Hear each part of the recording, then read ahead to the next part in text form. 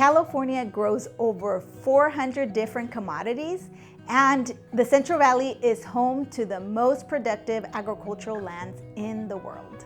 Women's roles to agriculture is vital to the success of this industry. In fact, in California, we have over 2/3 of farms being operated by women, and 38% of producers are women. That is a great reminder of the importance of women in the agricultural industry, an industry that typically has been known to be very male dominated. And so I believe that it's important to highlight women in these roles so that it allows other young women that may have never thought about themselves being in agriculture, that they too can become a farmer or an operator, an owner, and be in this industry and be successful.